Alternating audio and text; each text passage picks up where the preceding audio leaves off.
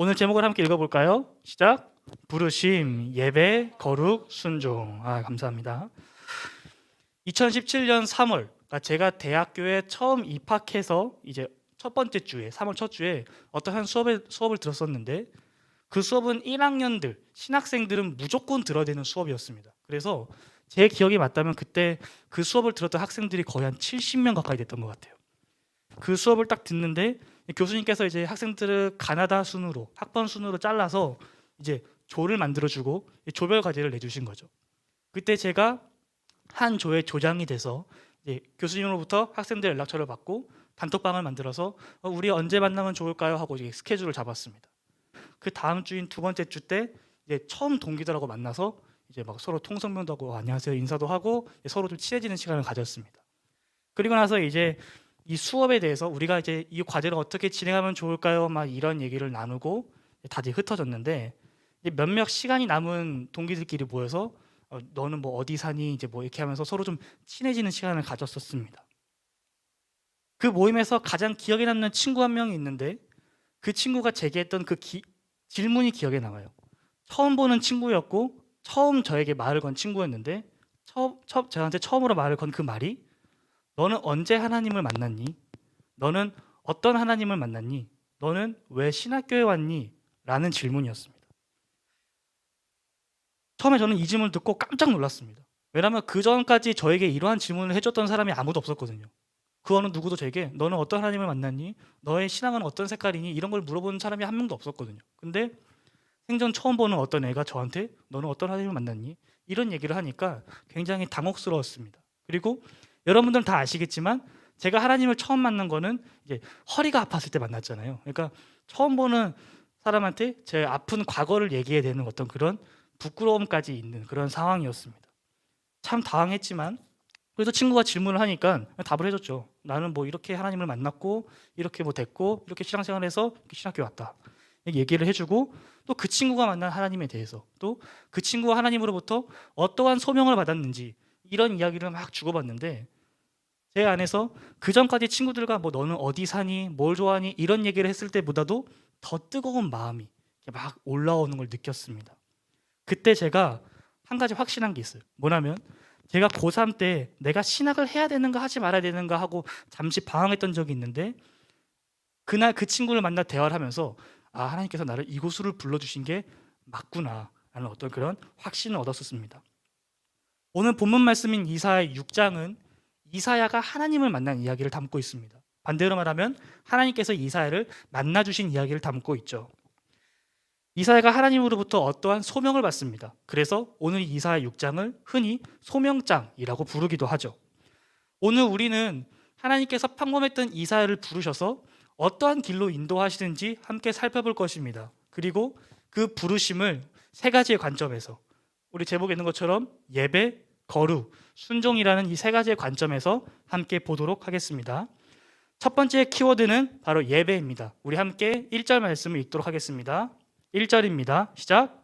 우시야 왕이 죽던 해에 내가 본즉 주께서 높이 들린 보좌에 앉으셨는데 그의 옷자락은 성전에 가득하였고. 아멘. 오늘 본문을 해석함에 있어서 가장 중요한 배경을 제공하는 것이 바로 1절입니다. 그 중에서도 가장 중요한 것이 우시야 왕이 죽었던 해라는 키워드입니다. 우시야는 어떤 왕이었냐면 유다 왕국의 제10대 임금이었습니다.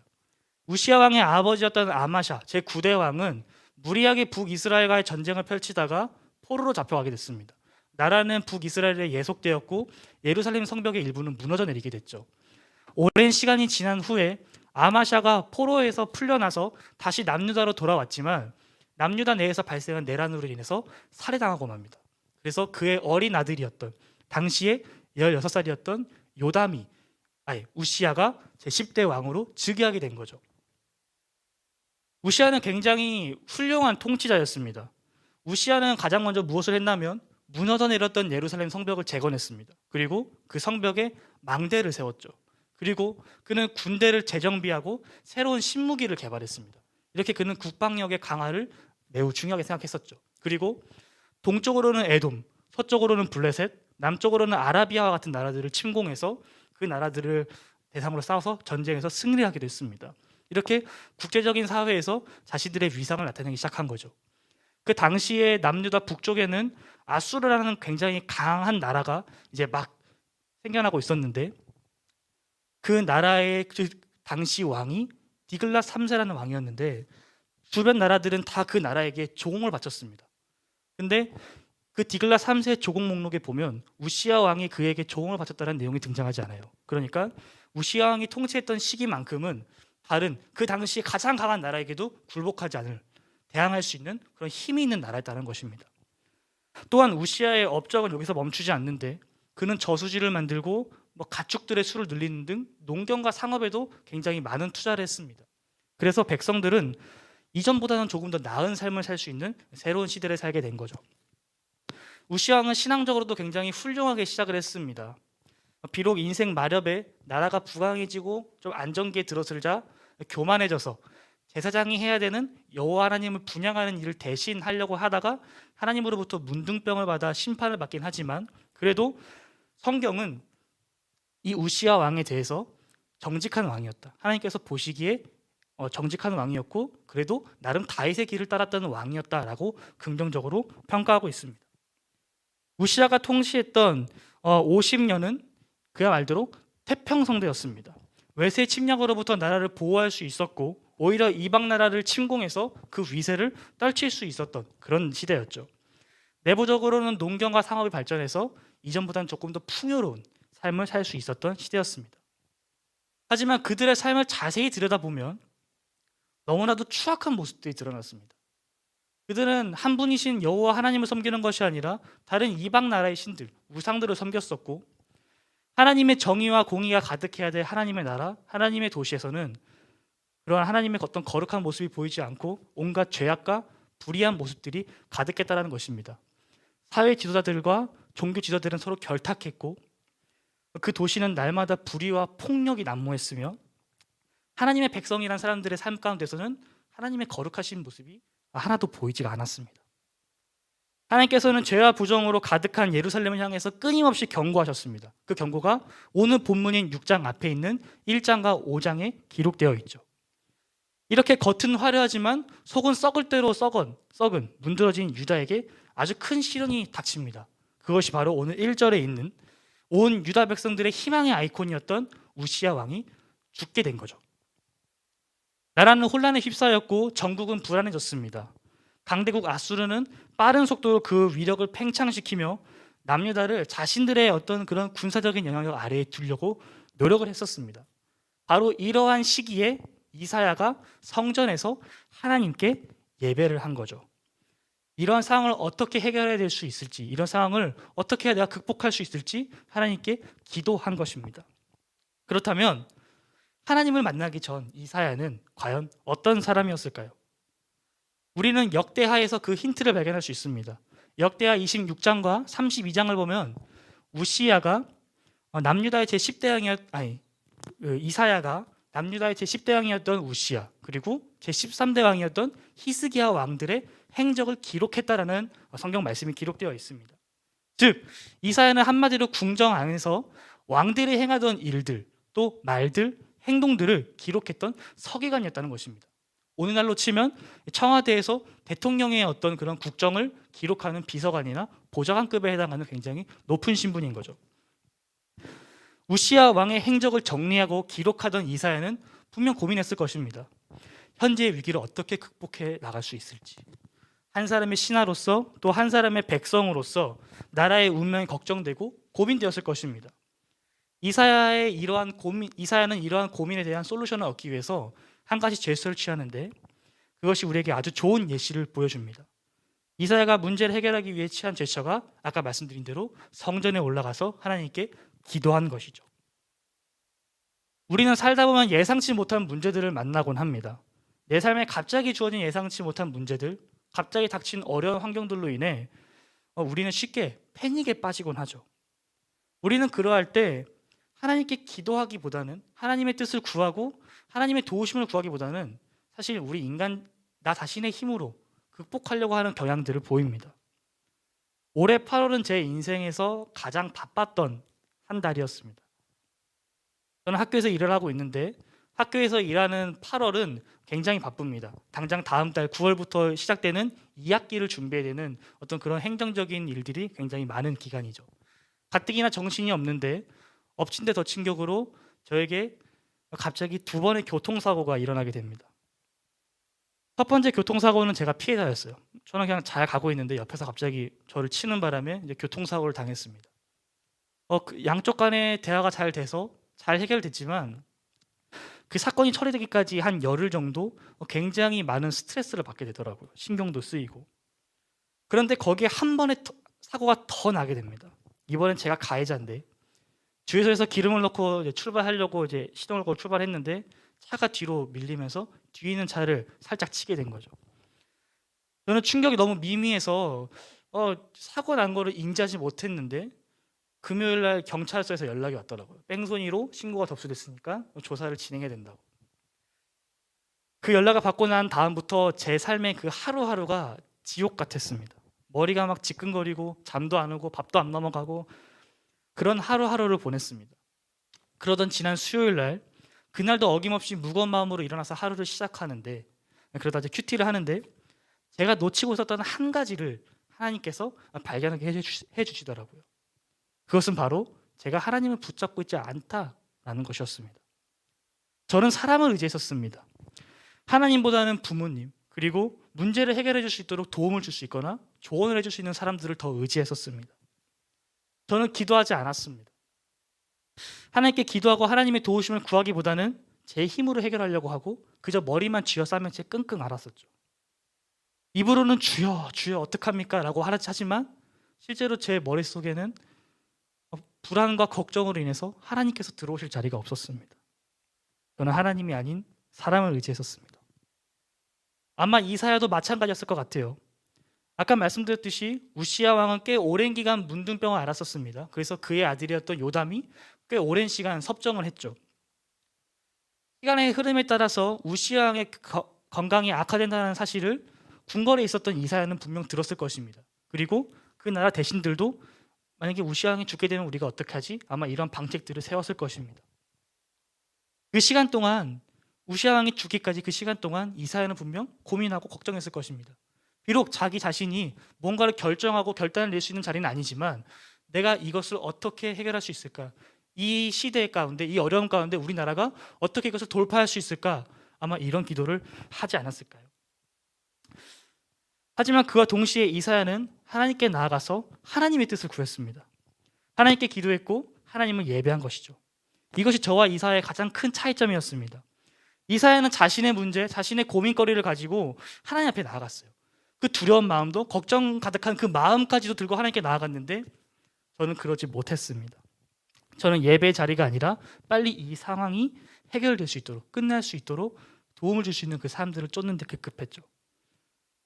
저는 한 사람의 그리스도인으로서의 부르심, 한 사람의 예배자로서의 부르심에 실패했습니다. 하지만 오늘 이사야는 어떻죠? 이사야는 하나님을 붙잡습니다. 하나님께 매달리는 선택을 하게 되죠. 이사야가 자신에게 닥친 그 문제를 해결하고 돌파하기 위해서 붙잡은 것은 오직 하나님 한 분이었습니다. 오직 하나님. 예배는 하나님을 붙잡는 행위고 하나님께 영광을 올려드리는 행위입니다. 여러분, 하나님께서는 우리 모두를 예배자로 부르셨습니다. 우리의 삶에 갖고 있는 어떤 그런 문제들, 어려움이 있을 때 물론 우리의 마음이 답답할 수 있겠지만 그것을 가지고 하나님께 나아가시길 바랍니다. 어쩌면 그것이 전혀 풀리지 않을 것만 같은 그런 문제를 해결할 수 있는 가장 최선의 방법으로 가장 빠르게 해결할 수 있는 방법일지도 모릅니다. 항상 하나님을 붙잡고 항상 하나님을 예배하는 우리 모든 성도님 되시기를 주님의 이름으로 축복합니다. 아멘. 두 번째 키워드는 거룩입니다. 거룩. 우리 1절에서 7절 말씀을 함께 읽겠습니다. 시작. 우시야 왕이 죽던 해에 내가 본즉 주께서 높이 들린 보좌에 앉으셨는데 그의 옷자락은 성전에 가득하였고 서랍들이 모시고 섰는데 각기 6날개가 있어 그 둘로는 자기의 얼굴을 가리었고 그 둘로는 자기의 발을 가리었고 그 둘로는 날며 서로 불러 이르되 거룩하다 거룩하다 거룩하다 만군의 여호와여 그의 영광이 온 땅에 충만하도다 하더라.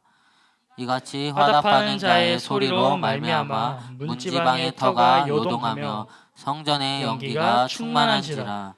그때 내가 말하되 화로다 나여 망하게 되었도다. 나는 입술이 부정한 사람이요 나는 입술이 부정한 백성 중에 거주하면서 만군의 여호와이신 왕을 배웠음이로이다 하였더라.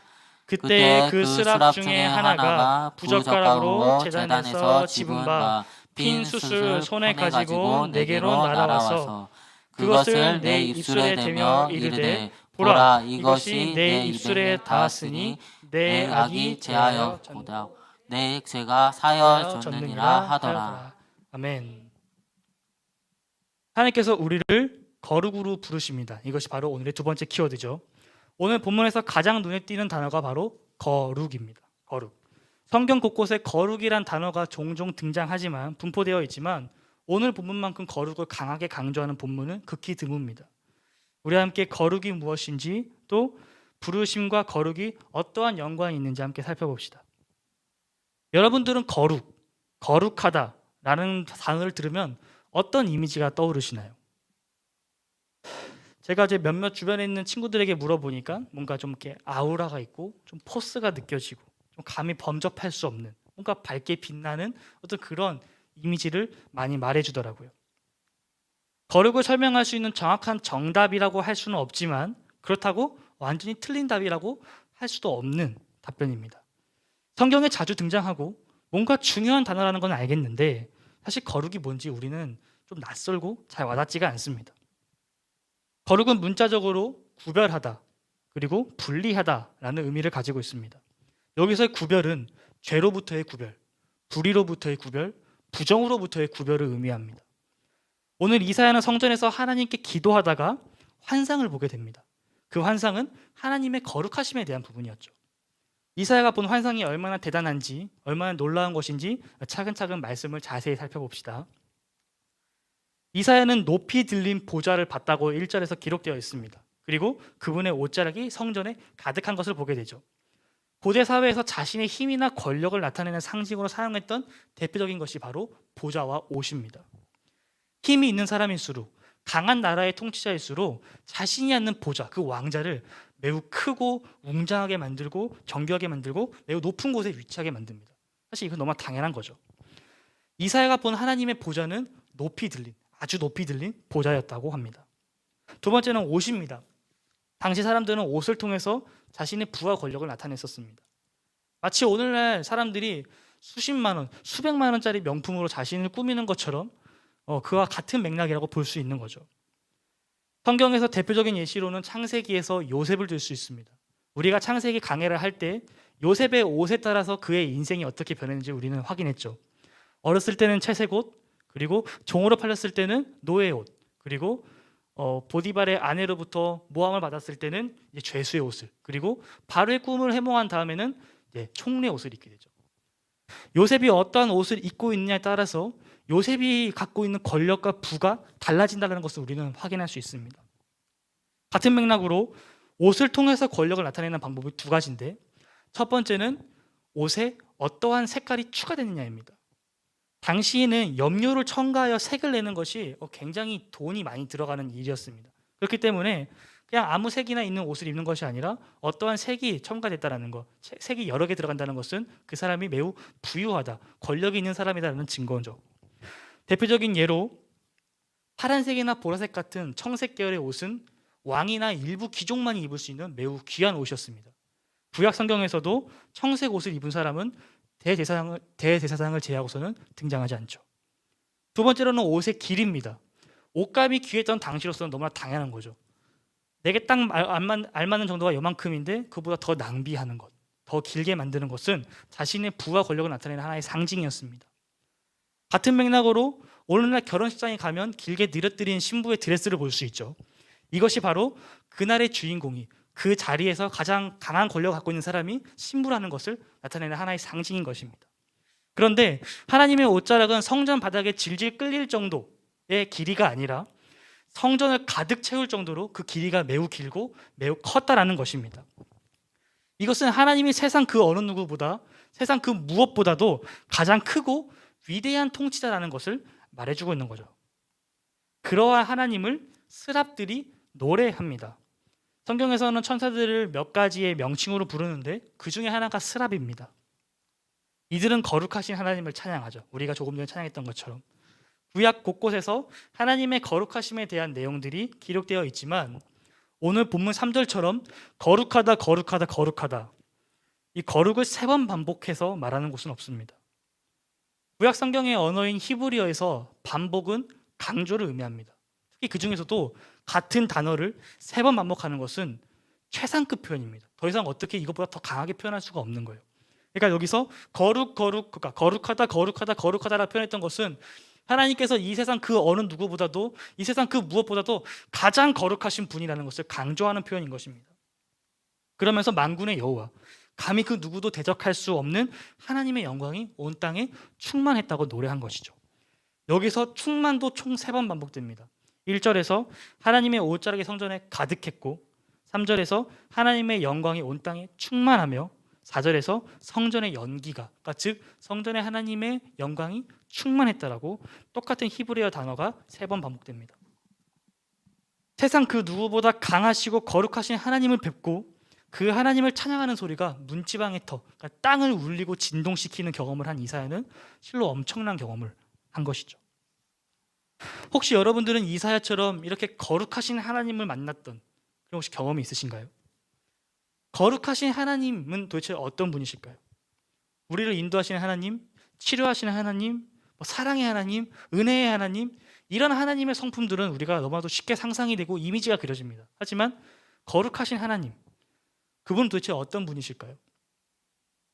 아까도 말씀드렸던 것처럼 거룩은 구별을 의미합니다. 죄로부터의 구별, 불의로부터의 구별, 부정으로부터의 구별을 말하죠. 그러니까 즉 거룩하신 하나님은 결코 죄가 없으신 분입니다. 죄가 없이 깨끗하시며 공의롭고 정의로우신 하나님의 속성을 말하는 것입니다. 거룩하신 하나님은 죄를 미워하시는 하나님이신 거죠. 그래서 거룩하신 하나님을 만난 사람들은 자신의 추악한 모습을 발견하게 됩니다. 죄 하나 없이 깨끗하신 하나님 앞에서 죄악으로 얼룩진 더러운 자신의 이 부끄러운 모습을 발견하게 되는 거죠. 거룩하신 하나님을 만나는 우리는 나 자신이 죄인이라는 사실을 깨닫게 되고 그리고 회개에 이르게 됩니다. 제가 처음 경험했던 거룩하신 하나님은 말씀을 묵상하다가 만났어요. 고등학생 때 밤에 혼자 방불을 다 꺼놓고 스탠드 불빛에 의존해서 성경을 보고 있을 때 말씀을 볼 때 하나님께서 제 속에 있던 이 더러운 것들을 하나하나씩 들춰주시는 경험을 한 적이 있습니다. 그때 바로 책상 아래에 무릎 꿇고 엎드려서 얼마나 울었는지 모르겠어요. 한참 울고 나서 제가 그때 결단했죠. 주님의 길을 가겠습니다. 그리고 얼마 후 수련회 때 예배를 앞두고 기도를 하는데 다시 한 번 더 하나님께서 제 속에 있던 그 더러운 것들을 하나하나씩 들춰주시기 시작하시더라고요. 예배 시작하기 전부터 찬양 시간 내내 하나님 앞에서 그냥 그저 울다가 마지막 찬양을 고백했었는데 그때 그 찬양이 얼마나 은혜롭고 자유로웠는지 지금도 잊혀지지 않고 생생합니다. 되게 신앙은 하나님의 은혜를 경험하면서부터 시작한다고 우리는 말합니다. 그 은혜가 우리의 죄악을 들춰낼 때 우리의 어두운 부분을 비출 때 하나님의 거룩을 우리는 경험하게 됩니다. 하나님의 거룩을 경험한 사람들은 반대로 자신이 죄인이라는 사실을 깨달은 사람들은 감히 하나님 앞에 설 수가 없습니다. 그리고 그 거룩하신 하나님을 예배할 수밖에 없죠. 하나님의 거룩하심이 우리를 압도하기 때문입니다. 거룩하신 하나님이 얼마나 위대한 분이신지 하나님을 섬기기 위해 창조된 스랍들, 천사들도 하나님 앞에서 자기 자신을 가리기에 급급합니다. 말씀을 보게 되면 스랍이 총 6개의 날개를 가졌다고 기록되어 있는데 그 중에 2개로는 자신의 얼굴을 가리고 둘로는 자신의 발을 가리고 나머지 둘로는 날면서 날개짓을 하면서 날았다고 기록되어 있습니다.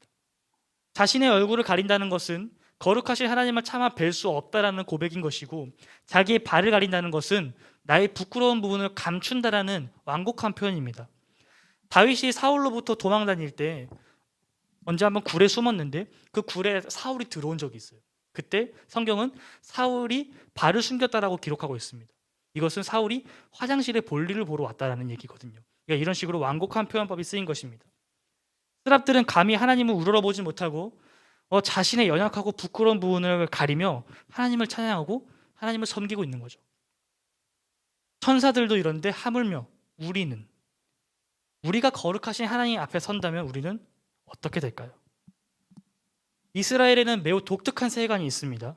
부정한 것, 죄가 마치 전염병처럼 전염되고 오염된다고 생각을 합니다. 여기 사과가 하나 있다고 생각을 해봅시다. 사과가 하나 있다고. 그저 평범한 사과 하나가 만약에 죄와 만나게 되면 어떻게 될까요? 이 사과가 죄로부터 오염돼서 이 사과도 죄가 되게 되는 것입니다. 이 사과가 부정한 것을 만나게 되면 이 사과가 부정해지게 되는 것이죠. 그래서 이스라엘 사람들은 자신의 거룩을 지키기 위해서 더러운 것을 만지지 않았습니다. 부정한 것과는 가까이 하지 않았죠. 그래서 예수님께서 사역을 하실 때 이야기를 자세히 살펴보면 예수님께서 죄인들과 함께 하실 때마다 옆에서 수많은 사람들이 수군거렸던 것을 우리는 쉽게 발견할 수 있습니다. 아니 당신은 왜 우리의 선생이면서 랍비면서 의인이면서 왜 저 죄인들과 함께합니까? 라는 메시지를 쉽게 발견할 수 있죠. 고대 사람들은 질병을 이해할 때 죄에 대한 하나님의 심판이라고 이해를 했었습니다. 그래서 혈류병을 앓았던 여인들, 문둥병에 걸렸던 사람들을 철저히 사회에서 격리시키고 그들과 말도 섞지 않는 그런 모습들을 보여주죠. 다시 돌아와서 여기 있던 이 사과가 죄와 만나면 죄가 된다고 말씀을 드렸습니다. 그렇다면 여기서 질문. 만약에 거룩한 것과 죄가 만나게 된다면, 거룩한 것과 부정한 것이 만나게 된다면 어떻게 될까요? 거룩한 것이 죄가 될까요? 아니면 죄가 거룩한 것이 될까요? 답은 간단합니다. 레위기에 실제로 이러한 내용이 기록되어 있습니다. 레위기 7장과 10장을 보면 거룩과 부정한 것, 그리고 거룩과 죄가 만난 사건이 기록되어 있습니다. 이 두 사건의 공통점은 하나 있습니다. 공통점이 하나 있어요. 거룩한 것이 부정한 것을 불살랐다는 것입니다. 거룩이 부정한 것을 완전히 불태워버렸다는 거죠. 거룩한 것과 부정한 것이 만나면 부정한 것은 결코 존재할 수가 없습니다. 따라서 거룩은 죄인인 우리에게는 다소 무서운 단어이기도 합니다. 이사야가 하나님을 만났을 때 그가 발견한 하나님은 거룩하신 분이셨습니다. 죄가 없으시고 깨끗하신 그분 앞에서 아무런 자격 없고 더러운 죄악투성이인 자기 자신을 발견하게 된 거죠. 그리고 하나님께 불순종하며 우상을 섬기고 각종 불의를 저질렀던 자신의 민족 이스라엘이 보였던 것입니다. 거룩하신 하나님 앞에 선 죄인 이사야의 운명은 이미 결정되었습니다. 불살라지는 거죠. 완전히 태워서 없어지는 것입니다. 죽을 수밖에 없는 운명인 거죠. 자신의 죄를 발견한 이사야가 그가 취할 수 있었던 것은 오직 자신의 죄를 자백하는 것, 그리고 하나님 앞에서 내가 망하게 되었다라고 그저 우는 것밖에 할 수 있는 것이 없었습니다. 그런데 하나님께서 죄인 이사야를 불살르시지 않으시고 다른 것을 불살르시는 것을 우리는 발견할 수 있습니다. 6절과 7절 말씀을 보면 하나님께서 스랍을 보내시는데 그 손에 숯불을 하나 가지고 가게 하십니다. 스랍은 불타는 존재라는 뜻을 가지고 있는 생명체인데 하나님께서 자신의 죄를 고백하는 이사야에게 하나님께서 불을 보내셔서 그 죄를 말끔하게 태워버리신 거죠. 하나님께서는 내가 거룩하니 너희도 거룩하라고 말씀하셨습니다. 우리가 거룩할 수 있는 방법은 딱 한 가지예요. 하나님께 나아가는 것. 거룩하신 하나님께서 우리를 만드셨을 때 우리의 더러움이 하나님께 전염되어 하나님을 오염시킬까요? 아니에요. 오히려 하나님의 거룩하심이 우리 안에 있는 그 더러운 죄악들을 완전히 불사르고 우리가 그것을 하나님께 고백하게 만든다는 거죠. 하나님의 은혜로 우리가 깨끗하게 불살라지는 것입니다. 우리 하나님은 거룩하신 분이십니다.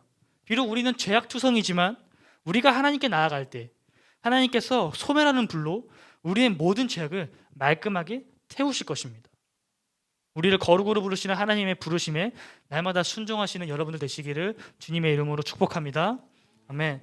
마지막 세 번째입니다. 마지막 세 번째 키워드는 순종입니다. 우리 8절에서 13절 말씀을 읽겠습니다. 8절에서 13절입니다. 시작. 내가 또 주의 목소리를 들으니 주께서 이르시되 내가 누구를 보내며 누가 우리를 위하여 갈고 하시니 그때 내가 이르되 내가 여기 있나이다 나를 보내소서 하였더니 여호와께서 이르시되 가서 이 백성에게 이르기를 너희가 듣기는 들어도 깨닫지 못할 것이요 보기는 보아도 알지 못하리라 하여 이 백성의 마음을 둔하게 하며 그들의 귀가 막히고 그들의 눈이 감기게 하라. 염려하건대 그들이 눈으로 보고 귀로 듣고 마음으로 깨닫고 다시 돌아와 고침을 받을까 하노라 하시기로. 내가 이르되 주여 어느 때까지이니까 하였더니 주께서 대답하시되 성읍들은 황폐하여 주민이 없으며 가옥들에는 사람이 없고 이 토지는 황폐하게 되며 여호와께서 사람들을 멀리 옮기셔서 이 땅 가운데 황폐한 곳이 많을 때까지니라. 그 중에 10분의 1이 아직 남아 있을지라도 이것도 이것도 황폐하게 될 것이나 밤나무와 상수리 나무가 배임을 당하여도 그 그루터기는 남아 있는 것 같이 거룩한 씨가 이 땅의 거룩터기니라 하시더라. 아멘. 거룩하신 하나님으로부터 구원을 경험한 이사야는 아마도 매우 흥분한 상태였을 것입니다. 너무 기쁘고 감사해요. 어쩔 줄 몰라 하던 그때 옆에서 어떠한 음성이 들립니다. 하나님께서 혼자 독백으로 하신 말씀이신 건지, 아니면 삼위의 하나님께서 함께 논의하신 건지, 아니면 하나님과 천사가 함께 회의한 건지 우리는 정확히 알 수 없지만 확실한 것은 하나님의 음성이었습니다. 내가 누구를 보내며 누가 우리를 위하여 갈까? 이사야는 온 열방을 통치하시는 하나님의 계획, 아마도 유다를 향한, 그러니까 이스라엘을 향한 하나님의 고민을 들은 것 같습니다. 보통 성경에 있는 사람들을 하나님께서 부르실 때 열의 9은 거절을 합니다. 하나님께서 모세를 부르실 때 모세가 얼마나 찡찡거립니까? 그리고 예레미야를 부르실 때도 마찬가지죠. 나는 입이 둔합니다. 나는 말을 못합니다. 나는 못합니다. 다른 사람을 보내셔서. 그런데 이사야는 오히려 주님 제가 하겠습니다. 저를 보내주십시오. 라고 당당하게 스스로 자언을 합니다. 아마도 이사야는 자신이 하나님으로부터 죄사함, 용서받는 은혜를 경험했기 때문에 이스라엘 백성들에게 가서 자신이 경험한 그 하나님을 말하고 싶지 않았을까요? 그 하나님에 대한 메시지를 전달해서 그들이 빨리 회개해서 그들도 하나님으로부터 그 구원의 은혜를 경험하도록 해주기 위해서 그렇게 한 것이 아니었을까요? 그런데 하나님의 계획은 이사야의 예상과는 많이 달랐습니다. 이스라엘 백성을 향한 하나님의 계획은 이스라엘의 구원과 회복이 아니라 심판이었습니다.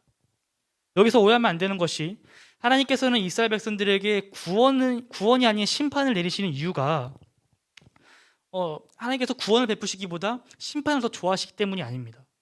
하나님께서는 이미 이스라엘 백성들에게 돌아오라, 너네가 회개하라 라고 수없이 말씀하셨지만 이스라엘이 듣지 않으니까 마지막 방법으로 심판을 사용하시는 것입니다. 하나님께서 이사야에게 주신 사명, 이 9절과 10절은 이사야가 앞으로 전해야 하는 메시지의 내용이 아니라 앞으로 이사야가 하게 될 사역의 방향성에 대한 것입니다. 사역의 영향력을 의미하는 거죠. 이사야가 백성들에게 계속해서 하나님의 말씀과 뜻을 말하더라도 백성들은 깨닫지 못하며 하나님의 영광과 그분의 일하심이 백성들에게 보여줘도 그들이 깨닫지 못한다는 것입니다. 이사야가 말씀을 전하면 전할수록 오히려 백성들의 마음은 출애굽 당시 그 바로의 마음이 완악해졌던 것처럼 더 둔하여지고 귀가 막히고 눈이 감기게 된다는 거죠. 하나님께 돌아오지 않고 더욱더 죄와 가까워지면 하나님을 대적하게 될 것이라는 것을 말씀해 주시는 것입니다. 이사야는 큰 기대를 가지고 하나님께 자원했는데 뜻밖의 사명을 받게 되니 놀라서 하나님께 다시 질문을 합니다.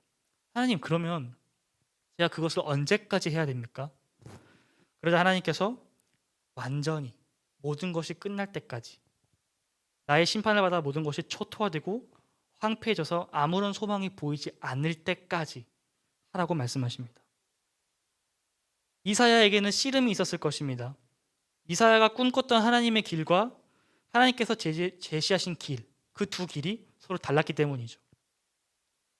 우리는 하나님께서 보시기에도 성공한 삶, 그리고 세상의 눈으로 봤을 때도 성공한 삶, 이 두 마리 토끼를 다 잡고 싶어 합니다. 이사야도 마찬가지였을 거예요. 하나님께 자원하여 나갔으니 하나님께 칭찬받고 싶었을 것입니다. 그리고 이와 동시에 인간이기에 세상의 눈으로도 성공한 삶을 살고 싶었을 것입니다. 이사야가 생각했던 가장 이상적인 사역은 하나님께서 자신에게 허락하신 은혜를 이스라엘 백성들에게 말하고 그 하나님의 말씀이 선포될 때 그들이 하나님께로 돌아오는 것, 아마 이것을 가장 좋게 생각했을 것입니다. 그런데 하나님께서 이사야에게 주신 소명은 쉽게 말해서 세상에 나가서 실패하라라는 것이었습니다. 이사야는 앞으로 일평생 죽어라 말씀을 외치고 목이 찢어져라 복음을 선포할 것입니다. 그런데 그에게 단 한 명의 회심자도 생기지 않을 것이고 아무런 열매도 맺히지 않을 것입니다. 오직 심판만이 있게 될 것이죠. 그가 사랑하는 나라는 완전히 멸망할 것이고 그의 백성들은 모두 뿔뿔이 흩어지게 될 것입니다. 누군가는 이러한 이사야의 사역을 허공에 외치는 소리, 실패라고 할지도 모르겠습니다. 그런데 과연 이러한 이사야의 사역을 우리는 실패한 사역이라고 할 수 있을까요? 어느 한 교회에서 담임 목사님을 청빙한 이야기를 여러분들에게 좀 들려주고 싶습니다. 담임 목사 청빙 공고를 보고 어떤 목사님께서 자기의 이제 이력서를 뽑아서 이제 이메일로 보낸 겁니다. 근데 거기에 자신의 이력서와 별도로 내가 이런 사람입니다라고 이제 자신에 대한 이제 소개 글을 써서 보낸 내용이 있어요. 그 편지가 대략 내용이 이렇습니다. 저는 여러 방면에서 이 사역의 어떤 그런 기술들을 가지고 있습니다. 저는 매우 열정적인 설교자입니다. 글도 제법 잘 쓰고 어떤 사람들은 제게 아주 탁월한 리더십을 가졌다고 칭찬해 주기도 합니다. 제 나이는 이제 50을 좀 넘었고 한 곳에서 3년 이상 사역해 본 적이 없습니다. 참 부끄럽지만 어떤 사역지에서는 내가 했던 이 사역이 동네에서 무리를 일으켜서 급하게 사역지를 옮기기도 했고 감옥에도 한 3-4번 정도 갔다 왔습니다. 건강도 좋지 않고 대부분의 교회는 큰 도시 외곽에 있는 작은 교회들이었습니다. 그 지역 종교들과 마찰이 생겨서 종종 급하게 사역지를 떠나기도 했고 다른 사람들이 저를 협박하거나 폭행한 적도 있습니다. 제가 이런 사람이지만 저를 뽑아줄 수 있겠습니까? 이런 편지를 보낸 것입니다. 만약 우리 교회가 새로운 목사님을 뽑을 때, 새로운 전도사님을 뽑을 때 이런 분이 지원을 하게 된다면 여러분들은 이분을 담임 목사님으로 또는 전도사님으로 뽑을 수 있겠습니까? 이분의 사역은 누가 봐도 실패한 사역이에요. 일평생 열성적으로 사역을 했지만 늘 무리를 일으키는 사람이었고 나이가 많고 몸도 건강하지 않고 심지어 자신은 무죄라고 주장하지만 감옥에도 갔다 온 사람입니다. 우리는 이런 사람들을 흔히 노답, 실패한 사람이라고 말합니다. 그런데 사실 이 이력서는 신약 성경의 절반을 쓴 사도 바울의 이야기를 각색한 이야기입니다. 여러분, 사도 바울의 사역이 실패한 사역입니까? 아니죠. 결코 실패한 사역이 아니죠. 비록 그가 감옥에 갇혔으나, 비록 그의 몸이 건강하지 않았으나, 그가 비록 사역할 때마다 무리를 일으켰지만 우리는 그의 사역을 실패했다고 말하지 않습니다. 왜냐하면 사도 바울은 늘 하나님과 함께하며 그분의 말씀을 전했기 때문이죠. 이사야도 마찬가지입니다. 이사야도 자신의 인생을 하나님께서 주신 소명을 위해서 기꺼이 내어놨습니다. 하나님의 부르심에 순종으로 나아간 것이죠. 우리가 하나님의 부르심에 순종으로 나아갈 때 세상은 우리를 향해서 말합니다. 뭐 바보, 멍청이, 그렇게 살면 실패한다고, 손해본다고 말합니다. 왜 일요일에 교회 가냐? 차라리 그 시간에 너 자기 개발을 해, 공부를 해, 알바를 하든가. 왜 일주일에 한 번 가면 됐지? 굳이 수요일하고 금요일에도 가야 돼? 오전에 예배 드리면 됐지. 굳이 오후까지 남아 있어야 돼? 헌금이랑 11조는 왜 하냐? 아깝지 않냐? 교회가 너 밥 먹여주냐? 네 인생 책임져 주냐? 술이랑 담배 안 하면 사회생활 못해. 종교가 대수냐? 실제 제가 제 주변에 있던 가족들에게, 친구들에게 들었던 이야기입니다. 세상의 눈에는 그리스도인으로서의 우리의 소명이 실패처럼 보일지 모릅니다. 비합리적이고 답답하게 느껴질지도 모릅니다. 그런데 그것은 세상이 말하는 성공과 실패의 기준이고 하나님께서 말씀하시는 성공과 실패의 기준은 각자에게 주어진 소명, 그 부르심에 얼마나 신실했는가, 이거 하나를 보십니다. 이사야는 하나님의 소명에 순종하여 실패를 완성했습니다. 세상은 실패했다고, 패배했다고, 미련하고 멍청하다고 할지 모르지만 그것이 이사야를 향한 하나님의 뜻이었고 그 실패는 하나님 보시기에 성공인 것이죠. 이사야는 묵묵히 순종하며 실패의 길로 나아갔고 하나님께서는 그 실패의 자리에서 새롭게 돋아날 거룩한 시, 새로운 희망을 예비하셨습니다. 우리 하나님의 지혜와 계획을 의심하지 마십시오. 그분은 이 세상 그 어느 누구보다도 가장 선하시고 의로우시며 완전하신 분이십니다. 세상의 기준에 여러분 넘어지지 마십시오. 세상의 판단에 속지 마십시오. 세상이 보기에 아무리 실패한 것 같더라도 그것이 하나님께서 주신 사명이라면 그 자리까지가 거기까지가 하나님의 사명일 때 거기까지 나아가는 것, 그것이 바로 하나님 보시기에 성공인 삶인 것입니다. 하나님의 부르심에 믿음으로 순종하는 여러분 되시기를 주님으로 축복합니다. 말씀의 결론을 맺겠습니다. 오늘 우리는 부르심에 대해서 살펴봤습니다. 부르심에는 세 가지의 키워드가 있다고 말씀드렸죠. 그 세 가지가 뭔가요? 그렇죠. 예배, 거룩, 순종. 우리가 따로따로 살펴봤지만 사실 이 세 가지는 모두 하나로 연결됩니다. 하나님께서는 우리를 예배자로 부르셨습니다. 나 자신의 것을 내려놓고 하나님을 붙잡고 의지하도록 예배자로 부르신 거죠. 그리고 그 예배 자리에서 하나님을 만나 그분의 거룩하심을 찬양하게 됩니다. 거룩하신 하나님께서 거룩하신 하나님께 우리의 죄를 자복할 때 하나님께서는 용서해 주시며 그 용서의 은혜로 우리는 그 소명의 길을 담대하게 나아갈 수 있게 되는 거죠. 하나님의 부르심은 우리의 삶을 변화시킵니다. 부르심의 길을 걷다 보면 하나님께서 어느덧 우리를 하나님의 사람으로 성장시키십니다. 이 땅에 있는 왕국에서 인간 왕 우시야를 바라보며 우시야가 하던 말과 행동을 기록하던 이사야는 하나님을 만남으로써, 거룩하신 하나님을 만남으로써 하늘에 있는 왕국을 바라보게 되고 하늘에 계신 왕을 바라보게 되며 하늘에 계신 그 하나님의 말과 그분의 놀라운 행하심을 전하는 하나님의 사람으로 변했습니다. 하나님께서 저와 여러분을 부르십니다. 예배자로, 또 거룩으로, 순종의 길로 우리를 부르십니다.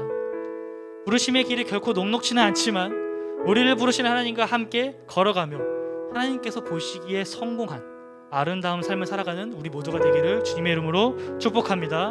아멘. 기도합시다. 이 시간 먼저 첫 번째 기도할 것은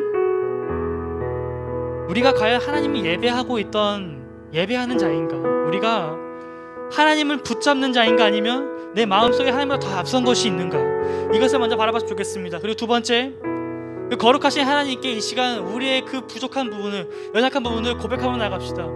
주님, 내가 주님의 거룩을 담기 원합니다. 내 안에 있는 더러운 죄악들을 하나님 불로 소멸하여 주시옵소서. 소멸하는 불로 완전히 태워 주시옵소서. 그리고 세 번째, 주께서 우리에게 주신 그 소명을 붙잡고 나아갈 때, 이 땅에서 그리스도인으로 살아갈 때 하나님의 말씀에 순종하며 살아갈 수 있도록 우리에게 힘을 주시옵소서. 이제 다 같이 한번 우리 주여 부르시고 기도하며 나가겠습니다.